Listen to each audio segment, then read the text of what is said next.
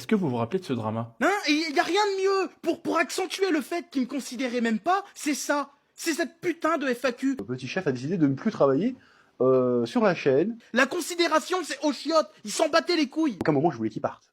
Moi, je lui ai proposé de signer un CDI, de devenir salarié. Et il a dit non. Il m'a dit je veux pas signer de CDI parce que sinon tu vas m'imposer des horaires. Sachant que les horaires susnommés, c'est genre 9h30, 17h. Vous avez vu le molard qui m'envoyait la gueule? Est-ce qu'il aurait dit publiquement devant potentiellement 1 million d'abonnés que j'étais une feignasse, que j'étais un branleur?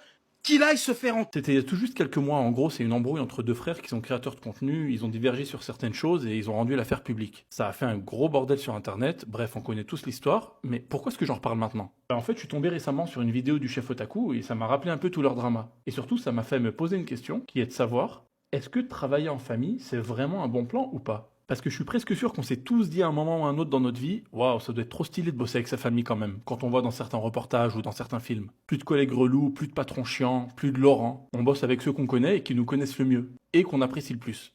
Normalement. C'est tout bénef en vérité. Sur le papier, ça a l'air pas mal, mais leur exemple à eux, ça m'a rappelé qu'en vérité, c'est peut-être pas toujours une bonne idée. Pourquoi? Alors il y a plusieurs avantages et inconvénients, mais si je devais garder un seul inconvénient majeur, c'est qu'en général, on est beaucoup plus dur dans nos attentes avec nos proches. C'est comme ça de partout. Quand c'est la famille, on a moins de patience. Et on en attend beaucoup plus d'eux que de n'importe qui d'autre. Donc c'est quoi le rapport? Si tu bosses en famille, tu risques fortement d'avoir quelqu'un au-dessus de toi qui va t'en demander beaucoup. Et hors de question de dire non et de faire valoir tes droits comme un employé normal, parce que justement, c'est la famille. Donc par exemple, les horaires, t'oublies. S'il faut bosser en extra, tu le fais. Normal, c'est la famille, tu peux pas dire non. Et donc en fin de compte, tu te dis, j'aurais mieux fait d'avoir un chef que je connais pas du tout et à qui je dois rien, et puis s'il fait un peu trop le fou, j'aurais qu'à lui envoyer un bon petit hop